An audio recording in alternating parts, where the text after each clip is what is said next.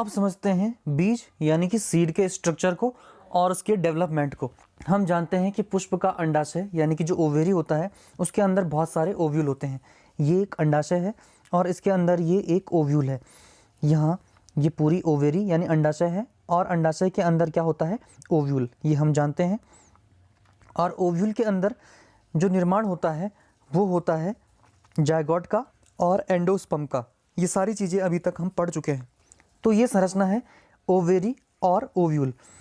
अब ये ओव्यूल ही बनता है सीड यानी कि बीज, ये हम जानते हैं, और ओवेरी बनती है फ्रूट। तो जिस प्रकार ओवेरी के अंदर ओव्यूल होता है तो ठीक उसी प्रकार फ्रूट के अंदर सीड होता है। तो यहाँ हम देखते हैं ये संरचना किस प्रकार से विकसित होती है।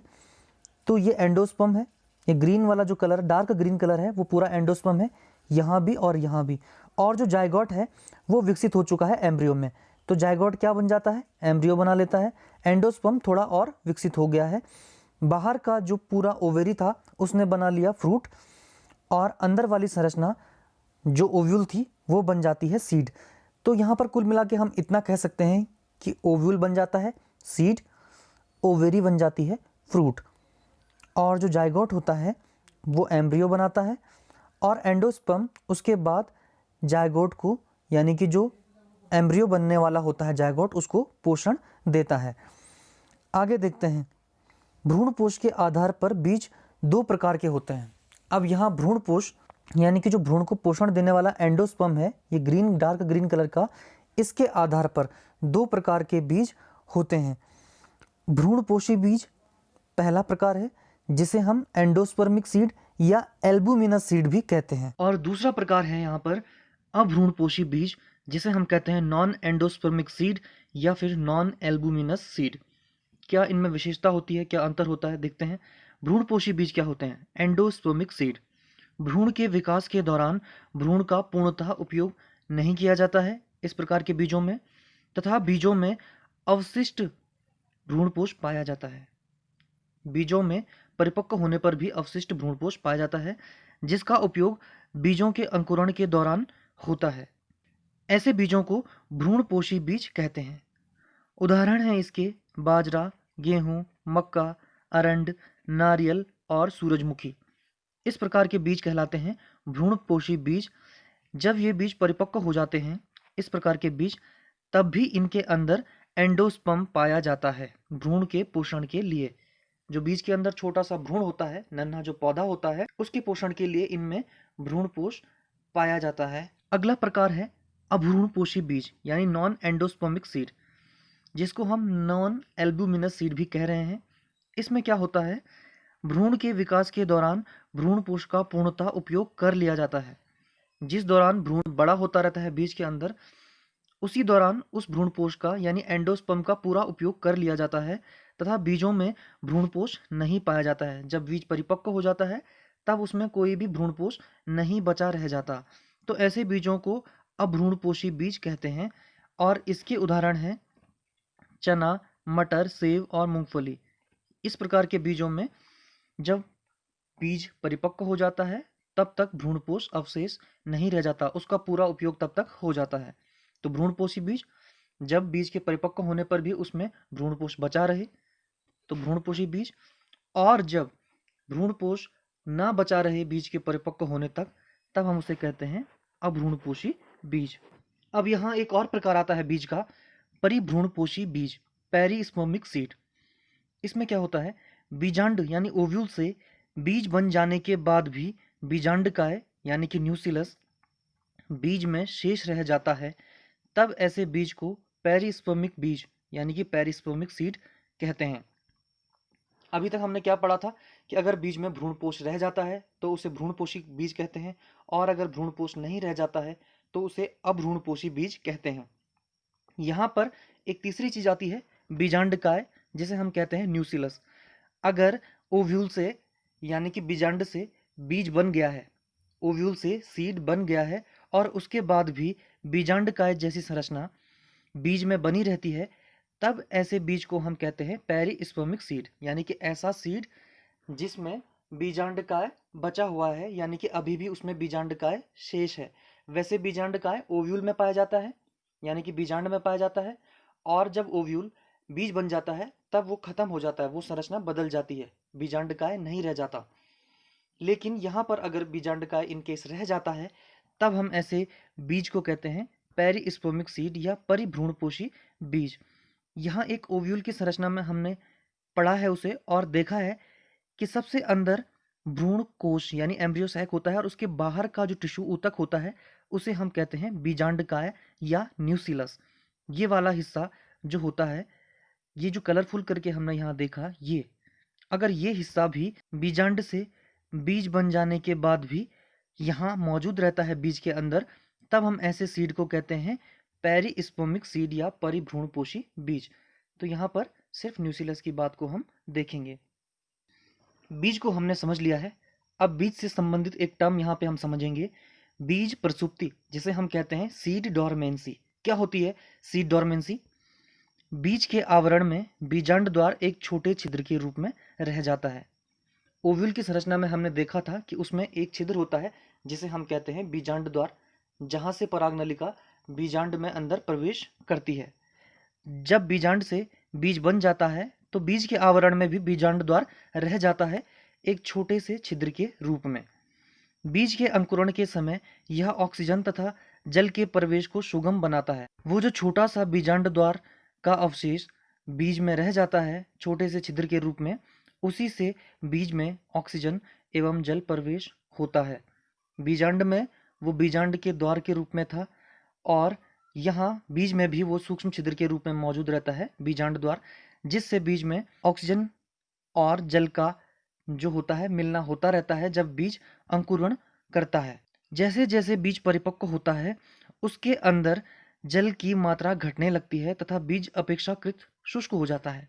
अब जैसे जैसे बीज परिपक्व होगा, मैच्योर होगा, तो जल की मात्रा जो उसके अंदर पहले से मौजूद होगी, नमी, उसका उपयोग हो जाएगा और उसके अंदर जल की मात्रा घटने लगती है तथा बीज अपेक्षाकृत शुष्क यानी कि ड्राई हो जाता है। फलस्वरूप सामान्य चयापचयी क्रिया धीमी पड़ने लगती है। बीज की जो मेटाबॉलिक एक्टिविटीज होती हैं वो जल की मात्रा में कमी आने से धीमी यानी कि स्लो हो जाती हैं। भ्रूण निष्क्रियता की दशा में प्रवेश कर जाता है। अब हम जानते हैं कि बीज के अंदर क्या है, भ्रूण मौजूद है। तो अगर जल की कमी हुई और मेटाबॉलिक क्रियाएं रुक गई यानी कि चयापचय क्रियाएं धीमी हो गई तो भ्रूण भी निष्क्रियता की दशा में प्रवेश कर जाता है, जिसे प्रसुप्ति कहते हैं।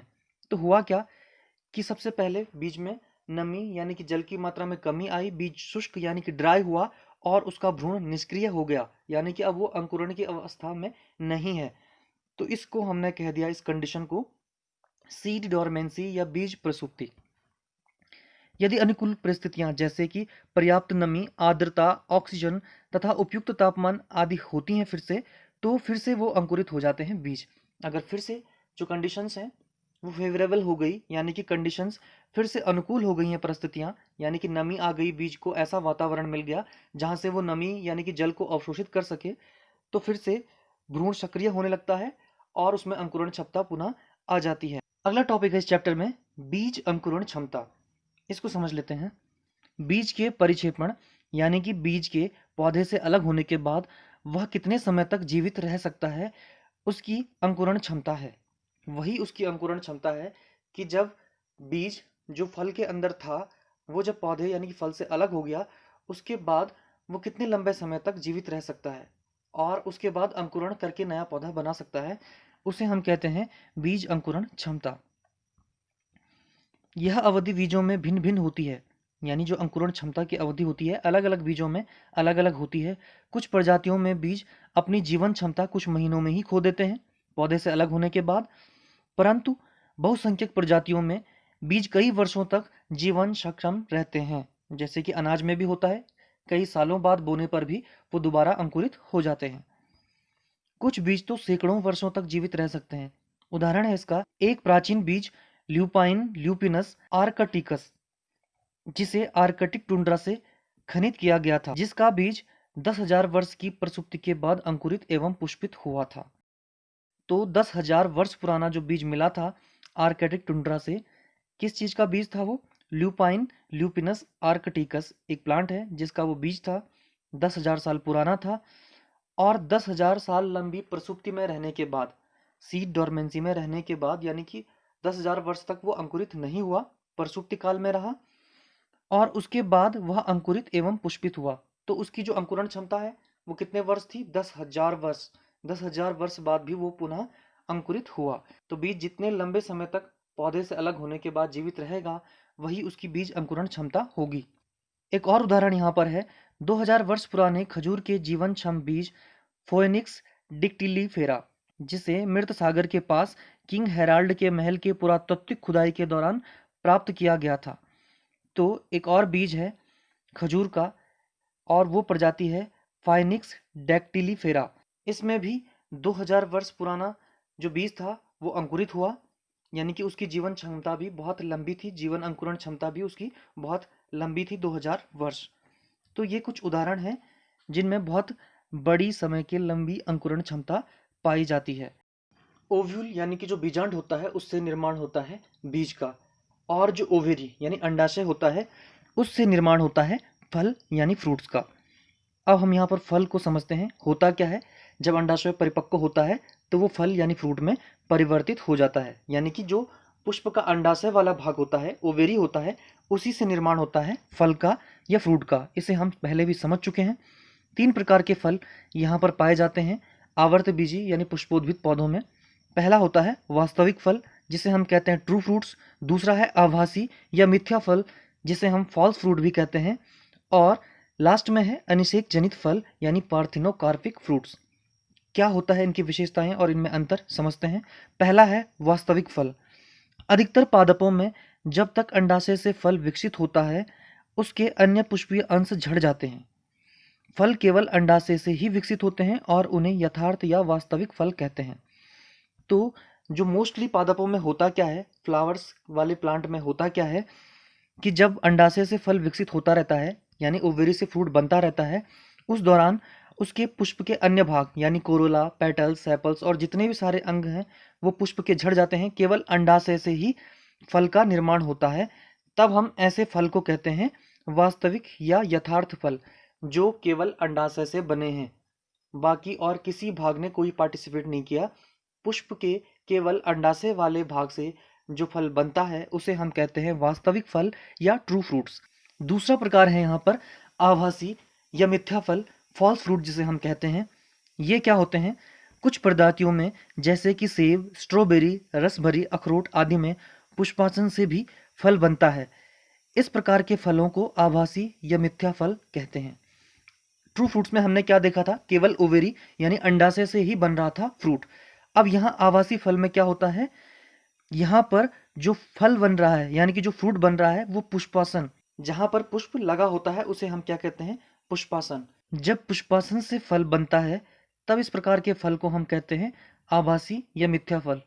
ओवेरी से तो बनेगा ट्रू फ्रूट्स, और अगर पुष्पासन से बनता है तब हम उसे कहते हैं आभासी या मिथ्या फल या फॉल्स फ्रूट भी जिसे हम कहते हैं। अनिषेक जनित फल तीसरा प्रकार है पार्थिनोकार्पिक फ्रूट। इसमें क्या होता है, कुछ ऐसी प्रजातियां भी हैं जिनमें बिना निषेचन के फल विकसित होते हैं। ऐसे फलों को अनिषेक जनित फल कहते हैं और इसका एक उदाहरण है केला। अब इस फल में क्या होता है, इस प्रकार के फलों में क्या होता है कि इनमें फर्टिलाइजेशन नहीं होता है और बीज का निर्माण भी नहीं होता है। तो इस प्रकार से जो फल बनते हैं इस प्रकार के पौधों में, उन्हें हम कहते हैं अनिषेक जनित फल। ऐसे फल जो बिना निषेचन यानी कि बिना फर्टिलाइजेशन और बिना बीज के निर्माण के बने हैं। अब सवाल ये है कि अगर इन पौधों में बीज का निर्माण नहीं होता है तो फिर अगली पीढ़ी कैसे आती है, नया पौधा कैसे बनता है। तो ऐसे पौधों में कायिक भागों से नया पौधा बनता है, बीज की जगह कायिक भाग यानी कि जड़, तना, पत्ती, किसी भी पौधे के कायिक भाग से नया पौधा बन जाता है। जैसे कि हम देखते हैं कि केले के पौधे में भी उसकी जो एक टहनी होती है उसे तोड़ के लगाया जाता है और तब जाकर एक नया केले का पौधा उग आता है। तो यहाँ पर भी इस पौधे में बीज की आवश्यकता नहीं होती है और इसमें जो फ्रूट बनते हैं बिना निषेचन के और बिना बीज के निर्माण के जो फ्रूट बनते हैं उन्हें हम कहते हैं अनिषेक जनित फल। तो इसका उदाहरण केला है, इसे हम याद रखेंगे। तो ये थे 3 प्रकार के फल जो मुख्यतः आवर्तबीजी पौधों में पाए जाते हैं। अगला टॉपिक है हमारे पास कृत्रिम संकरण, आर्टिफिशियल हाइब्रिडाइजेशन। क्या होता है इसे समझते हैं। यह विभिन्न वंशावली के 2 अथवा अधिक प्रकार के पौधों के सर्वश्रेष्ठ लक्षणों को साथ लाने के लिए उनके बीच क्रॉस किया जाता है एवं नई प्रजाति को उत्पन्न किया जाता है। उदाहरण ले लेते हैं यहाँ पे गेहूँ का। अगर दो पौधे हैं गेहूँ के अलग अलग वंशावली के, एक में बहुत अच्छी क्वालिटी के बीज होते हैं लेकिन बीजों की संख्या कम होती है, उसमें बीज का साइज़ अच्छा है लेकिन संख्या कम है, और दूसरा पौधा है जिसमें बीज का साइज़ तो छोटा है लेकिन संख्या बहुत ज़्यादा होती है पौधे पे। तो हम इन दोनों लक्षणों को, यानी कि हम चाहते हैं कि हम एक नया पौधा बनाएं जिसमें बीज का आकार भी बड़ा हो और उसमें बीज की संख्या भी बहुत अधिक हो। तो इन दो अलग अलग पौधों के लक्षणों को जब हम एक ही पौधे में लाने के लिए इनके बीच क्रॉस कराते हैं तब इसे कहते हैं आर्टिफिशियल हाइब्रिडाइजेशन या कृत्रिम संकरण। कृत्रिम संकरण द्वारा फसलों की उन्नत किस्मों को उत्पन्न किया जाता है। दो अलग अलग किस्मों से अच्छे लक्षणों को लिया जाता है और उन्हें एक ही फसल में लाया जाता है कृत्रिम संकरण के द्वारा। कुछ अच्छे लक्षण एक पौधे से और कुछ अच्छे लक्षण दूसरे पौधे से, जैसे हमने गेहूं के उदाहरण में देखा था। और इस प्रकार जो नया पौधा बनता है, नई जो संतति बनती है, उसमें दोनों ही पौधों के अच्छे लक्षण साथ में प्रदर्शित होते हैं या साथ में आ जाते हैं। इस तकनीक में यह ध्यान रखा जाता है कि केवल इच्छित पादप के परागकण ही उपयोग किए जाएं और इच्छित वर्तिकाग्र को अनैच्छिक परागकणों से सुरक्षित रखा जाए। ये जो टेक्नोलॉजी होती है इसमें हम इस बात का ध्यान रखते हैं कि हम केवल उन्हीं परागकणों को, उन्हीं पोलन ग्रेन्स को फीमेल फ्लावर तक आने दें जिनमें अच्छे कैरेक्टर्स हैं, जिनके द्वारा पौधे में वो नया गुण आएगा जो हम चाहते हैं। और इसके अलावा यह भी ध्यान रखते हैं कि केवल इच्छित स्टिग्मा या इच्छित वर्तिकाग्र जिसे हम कहते हैं को अनैच्छिक परागकणों से सुरक्षित रखा जाए। कुल मिलाकर फीमेल फ्लावर का जो स्टिग्मा पार्ट है, जहाँ पर परागकण आएंगे, तो हम ध्यान रखेंगे कि वही परागकण वहाँ तक पहुँचे जिसके लक्षण हम चाहते हैं कि वो पौधे में आएँ, और दूसरा परागकण जिसमें कोई अन्य लक्षण है उसको हम स्टिग्मा तक पहुँचने से रोकते हैं कृत्रिम संकरण में। ऐसा करने के लिए हम दो तरीके अपनाते हैं। पहला है विपुंसन यानी इमेस्कुलेशन जिसे हम कहते हैं। परागकोशों को उनकी कलिका स्थिति में ही चिमटी से निकाल दिया जाता है। विपुंसन की जो प्रक्रिया होती है उसमें परागकोश होते हैं, यानी कि जो एंथर होते हैं, वो जब कलिका स्थिति में होते हैं, यानी कि जब वो बर्ड के फॉर्म में होते हैं, उसी समय उनको निकाल लिया जाता है ताकि उसमें जो पोलन ग्रेन बने वो फीमेल पार्ट यानी स्टिग्मा तक ना पहुँचे उस फ्लावर के।